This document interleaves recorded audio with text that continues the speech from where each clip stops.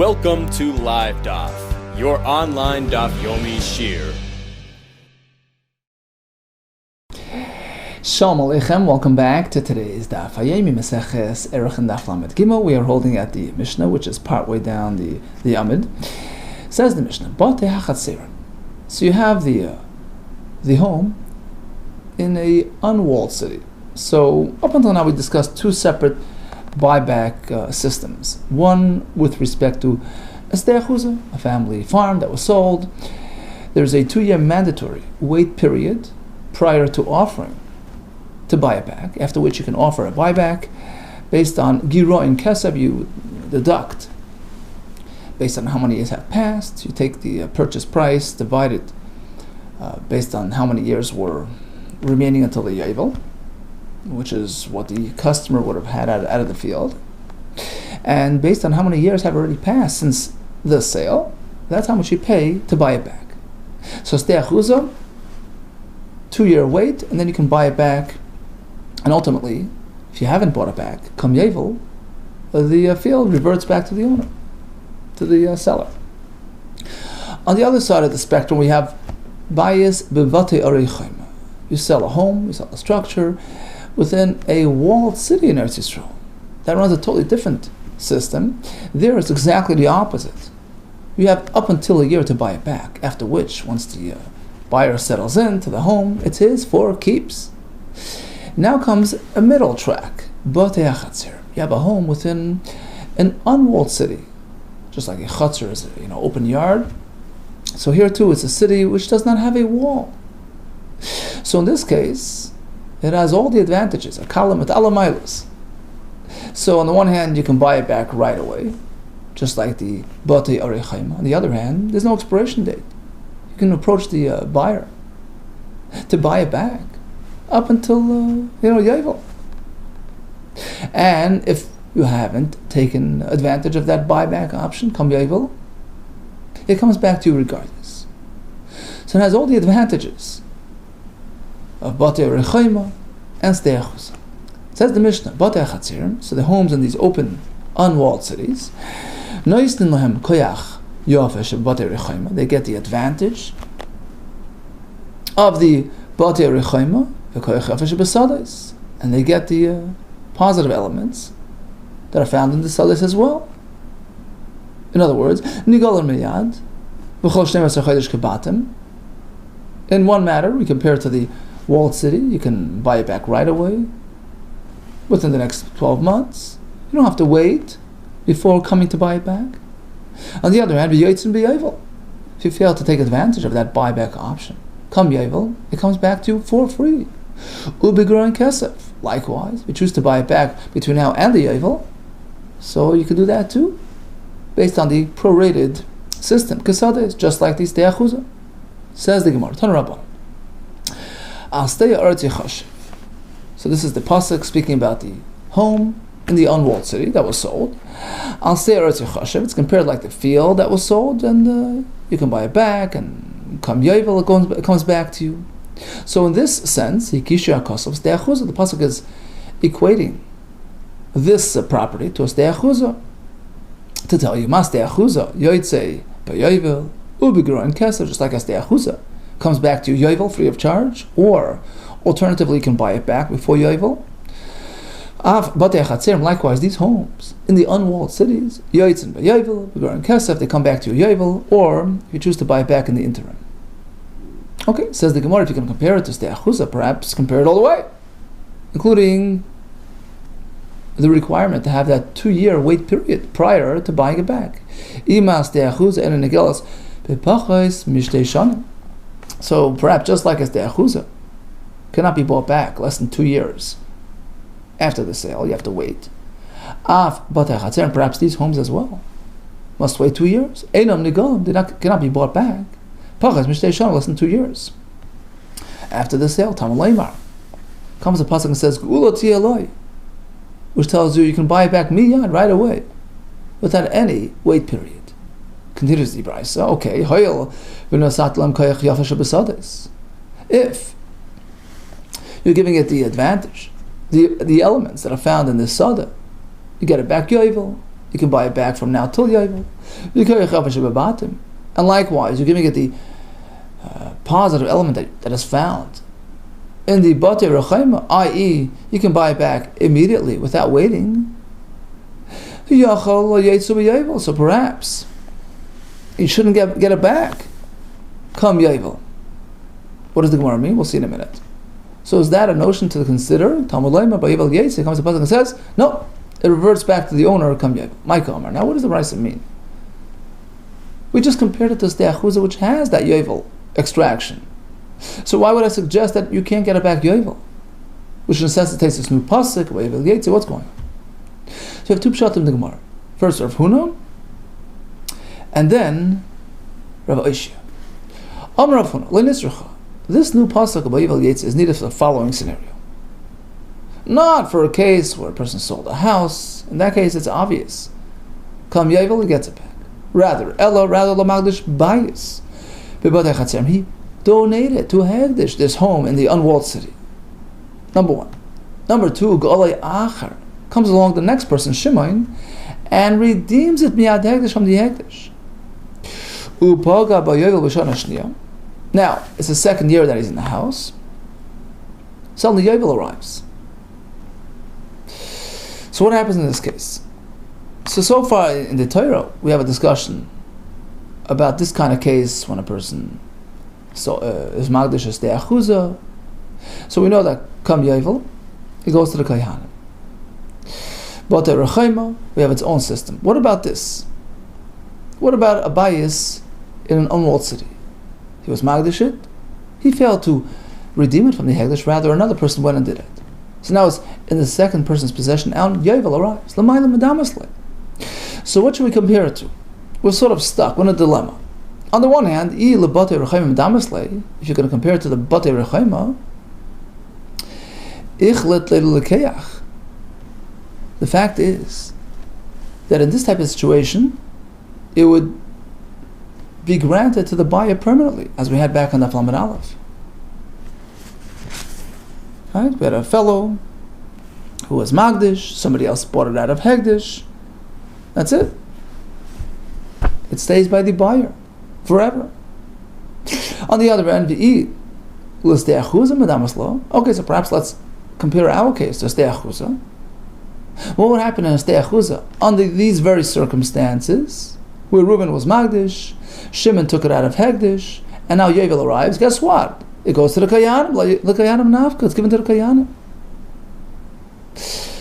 So perhaps in our case as well, I mean, the fellow who was Magdish, the home in the unwalled city, and then comes another fellow and is paid it. So now when Yovel arrives, perhaps he doesn't get it back. Reuven, the former owner. Comes the pasuk and says, no, here it's different. He still has that connection. He's still on title. It runs a different system, runs its own course. The Batei Chatzerim. Yovel arrives, it reverts back to the former owner. So again, according to Rav Huna's approach, the pasuk here is teaching us a chidush that unlike the Batei Rechaima, where if you're Magdish and somebody else redeems it, it stays by that second person forever. Unlike Sdei Achuzah, where in this type of situation it goes to the Kohanim. Here it's different, it goes back to the owner. I have a question. Why discuss this Shimon who bought the field out of the Hegdish to teach us this point that Kam Yovel goes back to Reuben? Even without Shimon coming along and redeeming it from the Hegdish, shouldn't the bias go back to the owner? Right? Go back to the owner. Why do we have to insert a new step in the picture? Amalei Abaye says, you know why? In that case, it wouldn't. We need somebody to come along and redeem it out of Hegdish to facilitate the return back to the owner. So people shouldn't say, it shouldn't appear like Hegdish Yoitziv Le'Pidyon. The Hegdish is just giving up something without redemption, just without anybody buying it out of Hegdish. You can't just lose Kedusha. And it seems from the Lashon HaGemara there's just the Rabbanon, it's out of concern of appearance and but as we're going to see in a second, it's based on a Kal V'Chaim, based on a pasuk. So it's really a din Torah. You can't lose Hegdish status just like that. There has to be some sort of redemption process where somebody offered money, bought it back.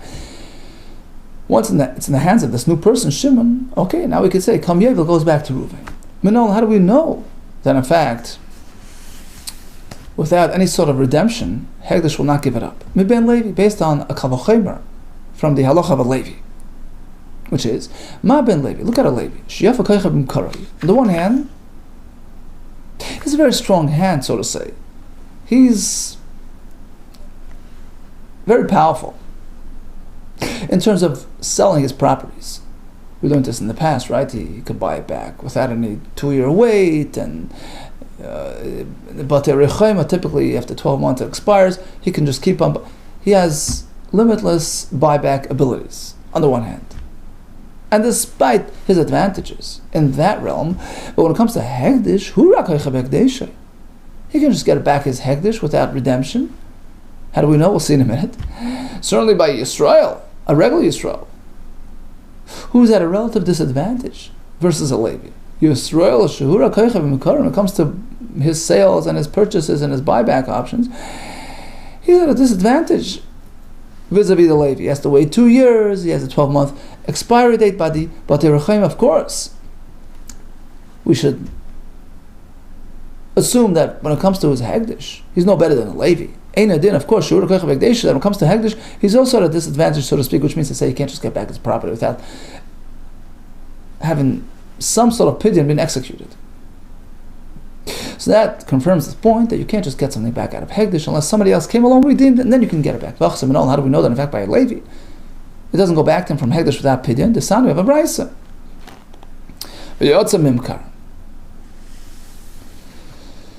So the pasuk there speaks about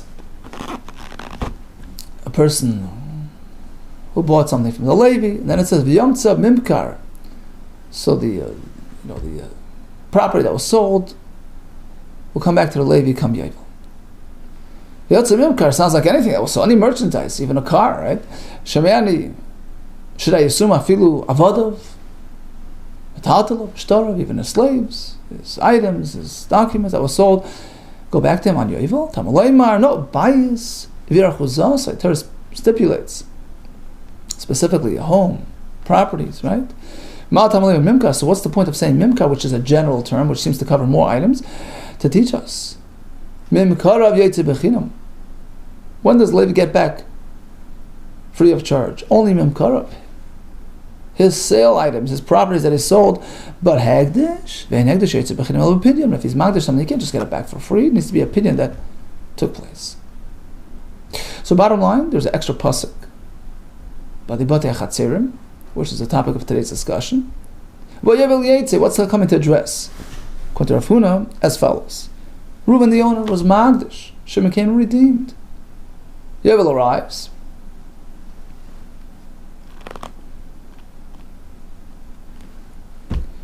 It goes back to Reuben. But you need Shimon involved, because otherwise it would not leave Hegdish without opinion. Pligad Rabbi Yoshia, says the Gemara, this opinion that Rav Huna presents, that the house goes back to the former owner, is in dispute with Rabbi Yoshia. Don't Rabbi Yoshia, Hakoil, Hoye B'chlav V'nasna Kesav V'kamle.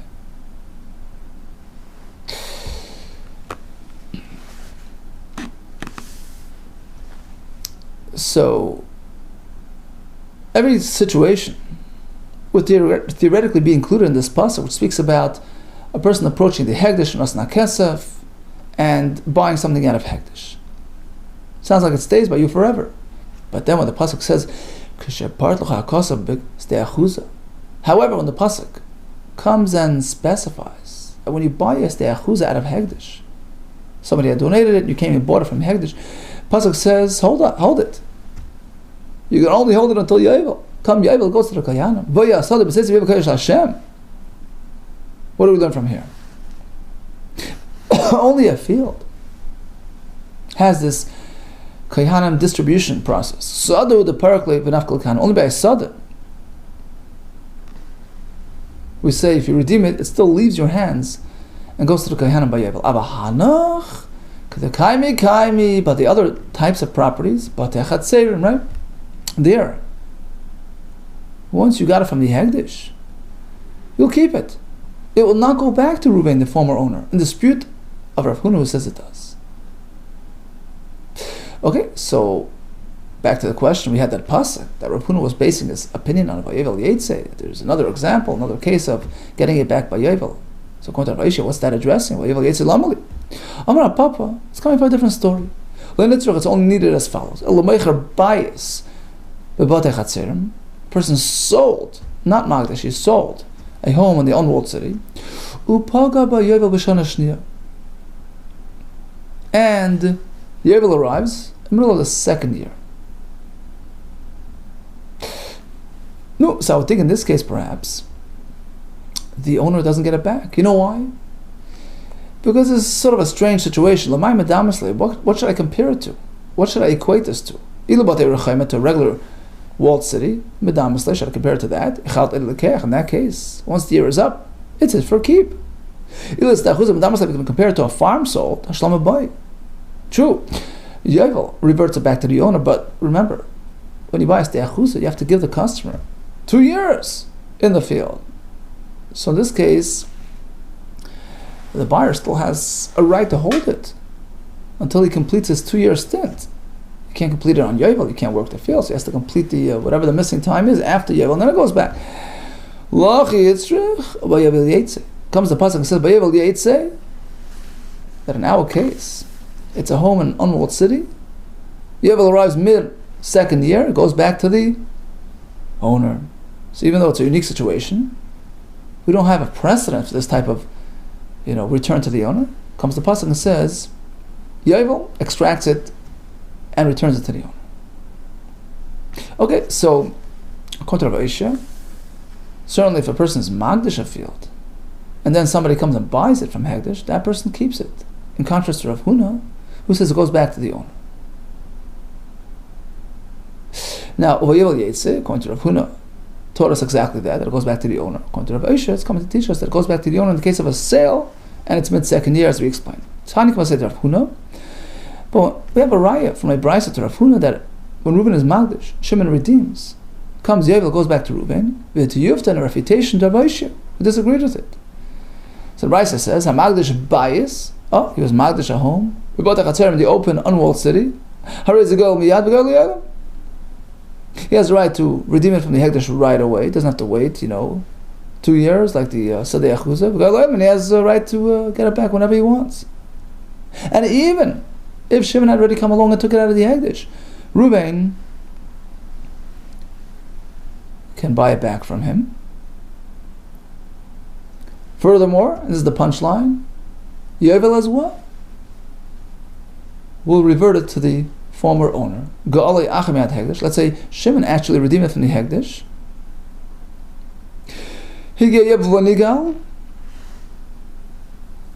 And Yovel arrives without Reuven, the owner, having bought it back from the new buyer. Comes Yovel, goes back to Reuven. So we have both halachas in this brisa. Reuven was magdish. He can buy it back from Hegdish whenever he wants, right away, and without time limitation. Likewise, even if Shimon bought it out of Hegdish, Reuven still is on title. To the extent that if Yovel comes, he gets it back. That's the right there of Huna, who likewise held this opinion. Okay, so bottom line, we discussed this new phenomenon called Batei Chatzerim. So the house in the unwalled city has all the advantages. You can buy it back right away without waiting 2 years. There's no deadline. You can keep on buying it back until Yovel. Come Yovel, get it back. Between time and base.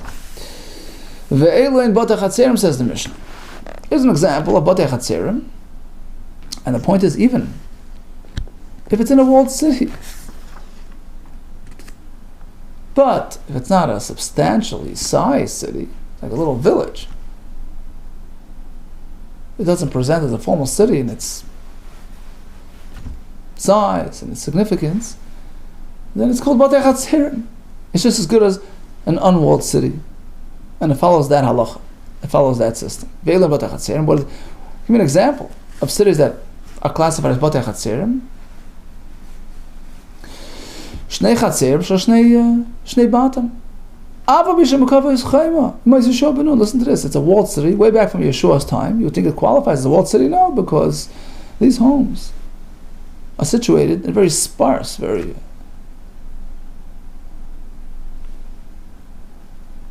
low number. It's 2 chatzerim, each chatzer having 2 homes.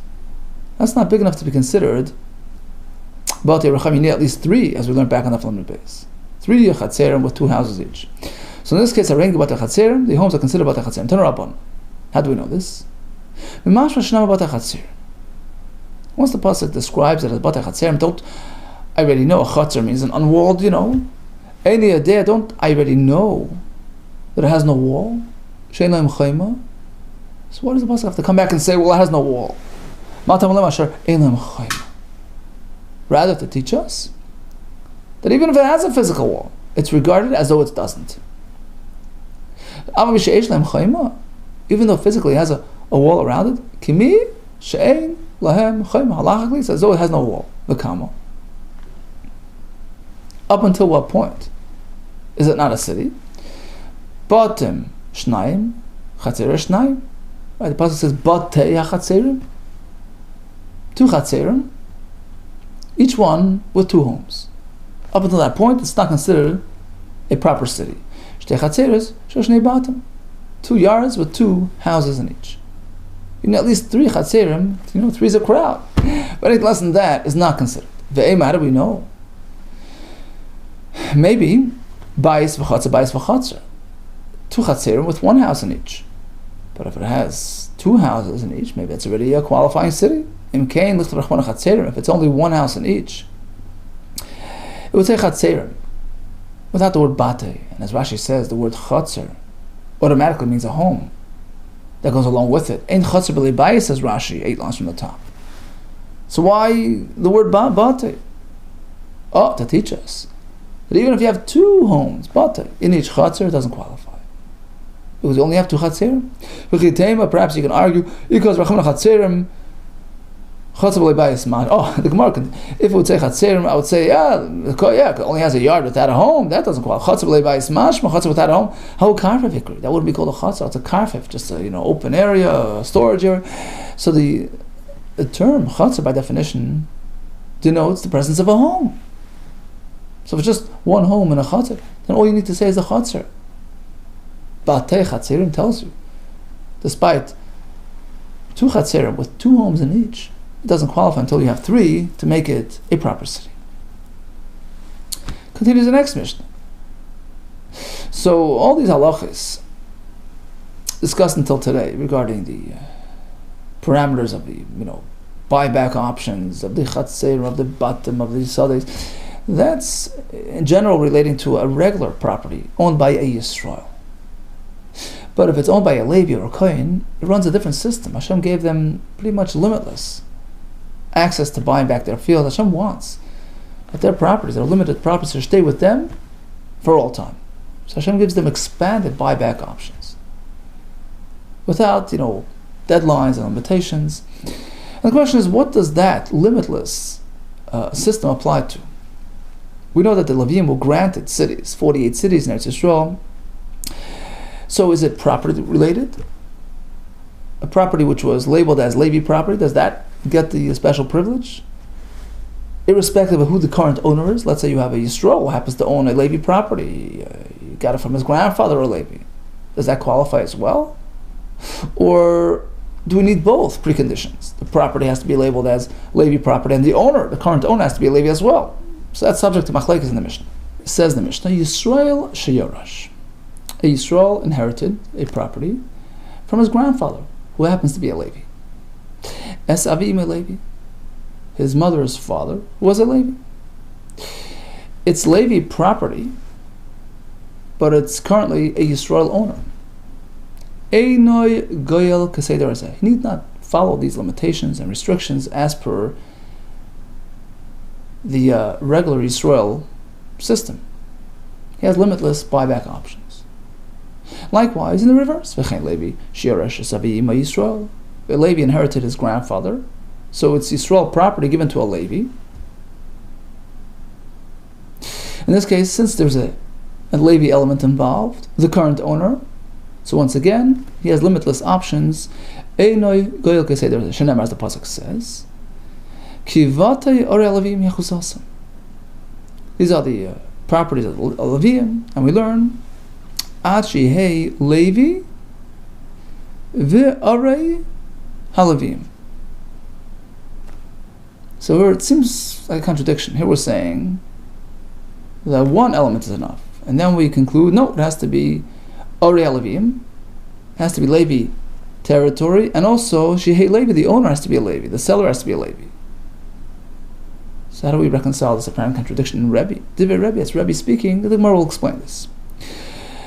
V'chacham oimrim, no.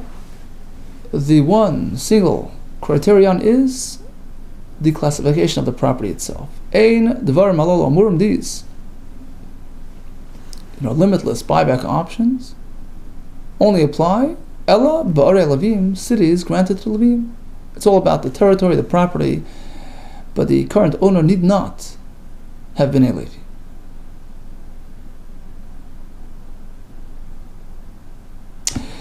So let's go back to Rebbe, who started the Mishnah by saying, as long as you have one element, that's enough to give you limitless options.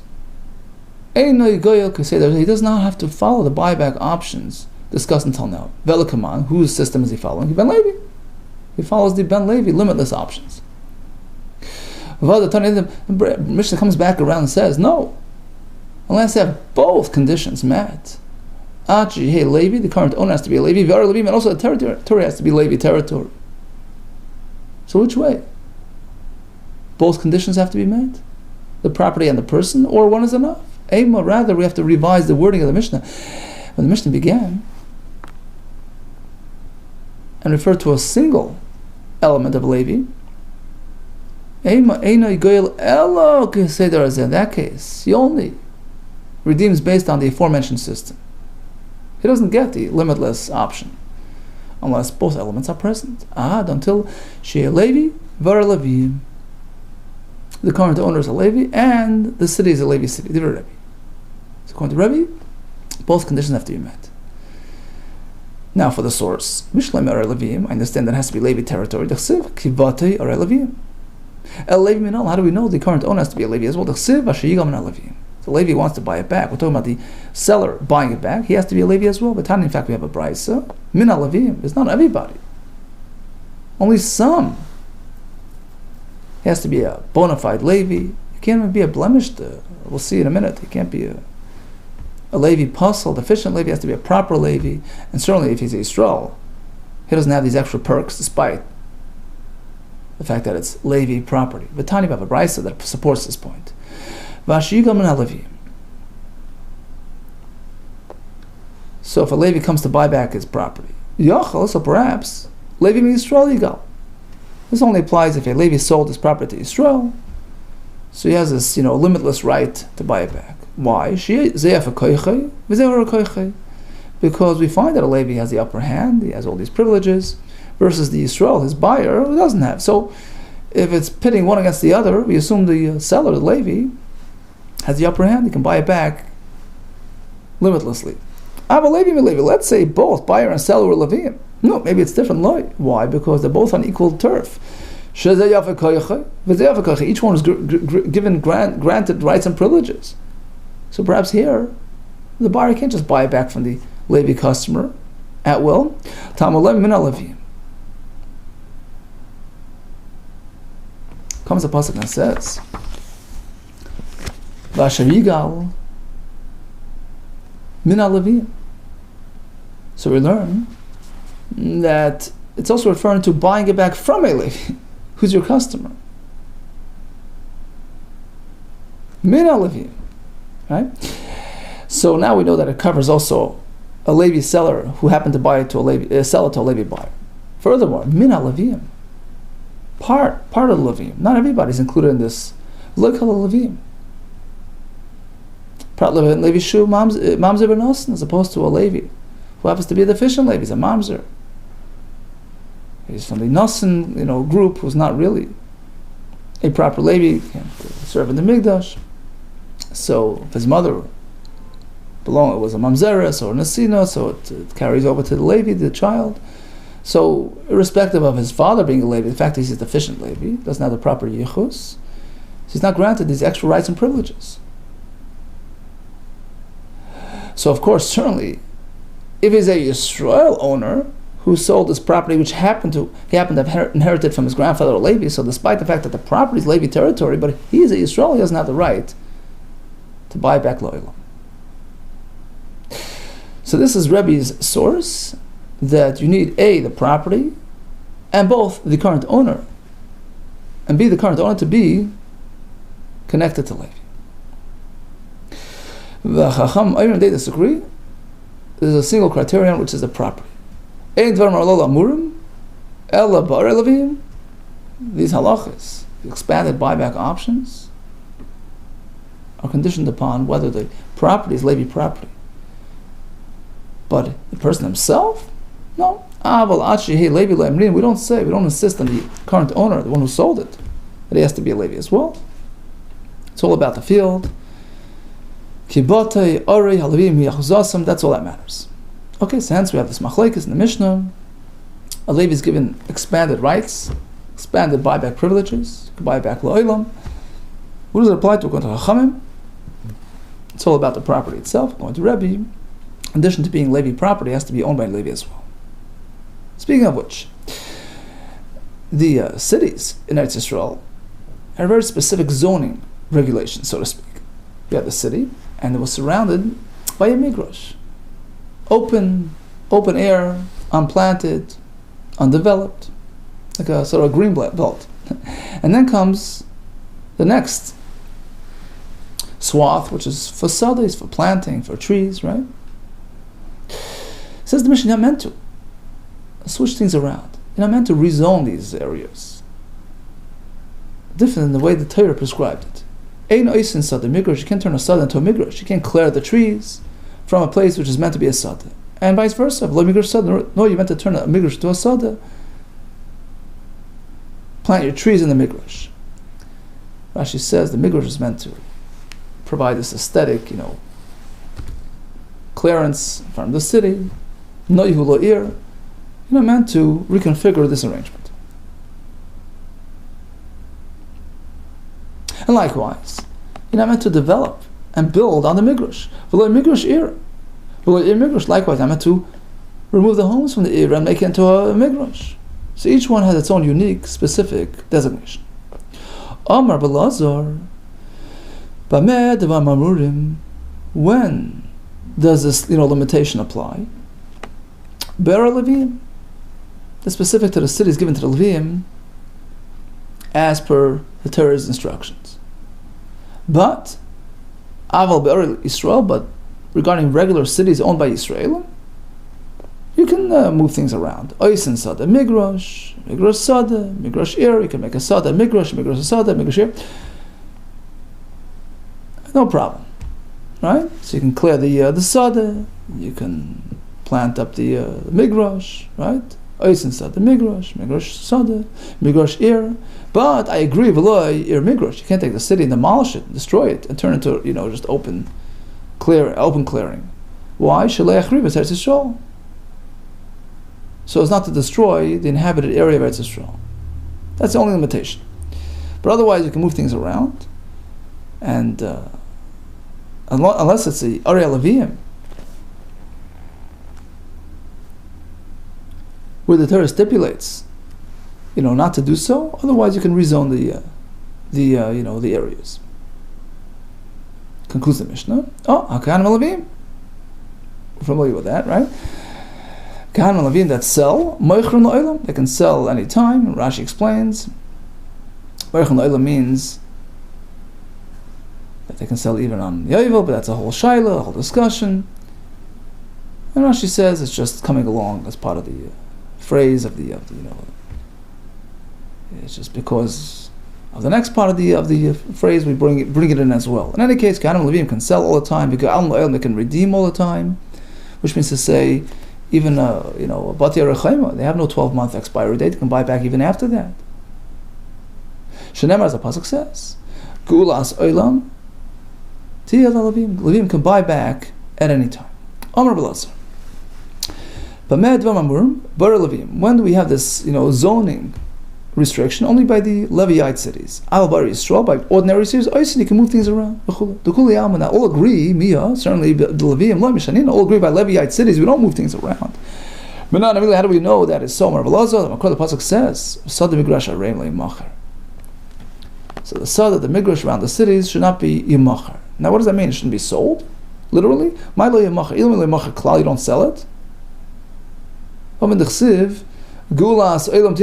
pasuk says the Levi can buy back a sold property. Apparently, you can sell. Apparently, you can sell the properties. So, what then does lo yimacher mean? Elamai lo yimacher lo yishana. In this case, lo yimacher doesn't mean sell. It means don't switch. When you sell, you switch, right? You transfer. Don't rezone their properties. Properties of the Levi. And the Tanakam takes it and expands it to other cities as well. Okay, speaking about the buyback rights of the Kehanim and Levim, Levim can buy back whenever they want. What's the pasuk highlighting? Because typically we have limitations, and they don't. Vishnama, we have the pasuk typically a person is bound to Yoiva, right? He sells his field. Sorry, I skipped it.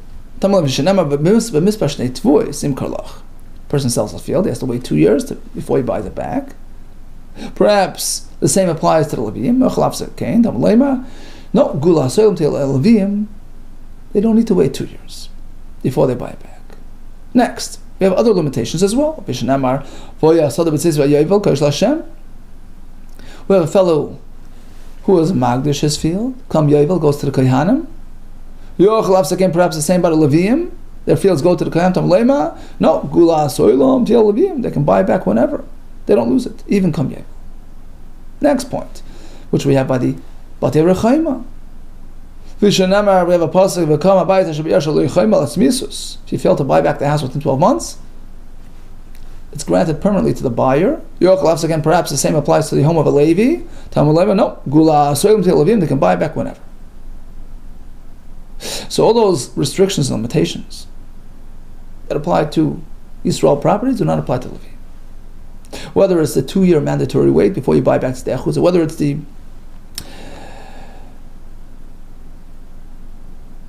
division to the Kohanim, right? Kam Yovel, the Hegdish field that you Magdish is distributed to Kohanim. Again, that doesn't apply to a Levi property. And the third point as well, a bias. A house in a walled city. Typically after 12 months, it's granted to the buyer for keeps. But a Levi, no, can buy back whenever. Says the Gemara, I don't understand. A home in a walled city that belongs to a Levi was never given walled cities. Their cities were meant to be open and unwalled. So how do we even have this phenomenon to speak of? I understand the first two examples, that works. But to speak about a house in a walled city, Levim, did they even have these things? By the time we have a brisa, so brisa speaks about the cities of refuge, actually, the Arei Mikla, discussed in Maseches Makos, where the murderer, the accidental murderer, will go and hide and seek refuge, which were actually Levite cities. So those cities have specific zoning, requirements to make them adaptable for accommodating the fleeing murderer. Vatani Armal, all these cities of refuge, which happen to also be the cities of the Leviim, and that's how it comes into our discussion. Nice and like farm. You don't make them small, little villages like farm Ktanim, because you need to have the facilities and the ability to accommodate the fleer. On the other hand, you don't make them into big cities, big walled cities. Rashi says it attracts the crowds, the markets, and the family member who's looking to avenge the murder of his relative who might slip in with the crowd and track down this fellow and kill him. So you want to make it just in between. Medium-sized cities, big enough to accommodate the needs of the visitors, and not too big to lose track of what's going on. Okay, so walled city as well attracts a lot of residents, and it's big and impressive, and that's not suitable for the Ar Miklat. So how do we have a Levi city with a wall? Rav Kahana, you're right. Like Kash, the answer is like this: Kan shehukav v'seif v'ashav.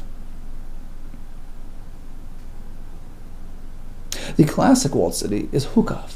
First, you make the wall. Then it's settled. So you settled within that protective envelope. That you don't have by the Levium. They weren't meant to have cities with walls. Kan she'yashav v'seif hukav. We're speaking a case where first it was settled. It was, we have the homes. It was developed, and then v'seif hukav. Then they went and they surrounded with a wall. They shouldn't have. It has to be removed. But in the meantime, that's what we have. We have a walled city. Ask the Gemara in any case. If it was sequenced this way, in this order, first the homes and then the wall, then halachically it's not regarded as a walled city anyways. So it wouldn't really be relevant to our discussion. It wouldn't be classified as a batei arachim. In this case, is it considered a proper wall? By the time we have a brisa, it has to be done in the proper order. First you have the wall and then you inhabit it. You're settling an irachayma. Shehukav, speaking that it's first walled, was first surrounded, was safe yashav, and then it was settled. As opposed to it was settled and then walled. Furthermore, says the Brisa, you should know this whole status of the Arichayma refers specifically to cities that our nation encountered when they entered Israel. They encountered them as walled cities. They had been established by the Goyim already as walled cities. So when they came in, they were Mekadosh the land. They designated these as Batei Rechaima, as walled cities. What if the Yisrael later on walled it? That doesn't work. We have the word Chaim over here, but Batei Rechaima, we have the word Chaim elsewhere. In Dvarim Gimel, speaking about the walled cities that they encountered when they approached Yisrael, built by the Goyim. Malan, just like over there, we're talking about walled cities established by the Goyim, like was over here, has to be established by the Goyim before we enter. So it's specific to cities built by the Goyim. What if a Goyim built the walled city after we entered Yisrael? After we captured Yisrael? That doesn't work either. Again, we have this Shav, it says Chum here, it says Chum over there, before we entered. Just like over there, again, referring to cities walled by the Goyim before we entered. Afkan here as well, by Batei Rechaima. It's only classified as such if Agdicham walled it before we entered. In any case, what's pertaining to us is how does a Levi own property that's walled? His cities are not meant to be walled. Tirgum Rav Yosef. So he explained it. We're speaking that nobody built it. It just happens to be, Rashi says, they got it when it was already walled. So when the Rashi on the bottom, Begirl me Yeshua. So it was allotted to them by way of the lottery. It wasn't intended. They didn't, purposely give them a walled city, but it so happens to be that they landed a walled city in their territory. They're in their cities and they're surround the envelope, the wall. Ask the Gemara. Okay, so you're saying they got the cities with the wall? By the way, the Shita says, take out Hein Migrushain, because I'm not talking about the Migr, talking about the wall. Okay, in any case, Hein Migrushain, that's what happened. Hein Migrushain? How is that going to solve our question? So they landed a walled city, but Mitzrayim Kaimi, it's meant to be demolished. So it has no halachic status as a walled city. Amar Vashi, Istrich, you would think, okay, in the interim, fact is, physically, it's walled. Salka, that there's room to think, Adam is Tatri, until you demolish it, Miss Tatri, fine, so Adam is Tatri, until you demolish it, it's still a wall. Im is davni. So if you sell, a home in this city, it's considered a walled city. Lichlatu. So it should be granted to the buyer for keeps, as per the Yisrael who buys a Yisrael home in this type of configuration. Kamashman comes to Pasuk and says no, being that it's owned by a Levi, there's no 12-month expiry date, and can buy it back whenever. Okay, pick up the rest tomorrow, B'ez Hashem, for the same. In the meantime, we had a discussion regarding Batei Achatzerim. So it's a structure in an unwalled city, and as we learned in the Mishnah, even if it has a wall technically, but it's not a proper properly classified city. It's too small. It's insignificant to be considered Batei Rechaima. Well, as we learned later as well, there's another precondition. It has to be done in order. It has to be walled and then inhabited, as opposed to settled and then surrounded with a wall. So these are called Batei Chatzerim. And you have all the advantages. You can buy it back right away. You can buy it back until Yovel. Ultimately, Yovel will get it back. Very interesting. Machlekes, the person's magdish this type of property, and somebody else bought it out of the Hegdish. Come Yovel, let's go back to the former owner or not. That was machlekes. What about the Levium? They have virtually limitless buyback abilities. And even if it's a Levi to a Levi, Chacham say it's all about the classification of the property itself, whereas according to Rebbe, both conditions have to be met. It has to be Levi territory, and also, the current the seller, the actual owner, must be a proper Levi as well. We had a discussion regarding the cities of the Ari Miklat, and regarding the proper zoning procedures pertaining to the Ari Levim and perhaps even to the Ari Yisrael. Okay, all the best to you and Atzlach.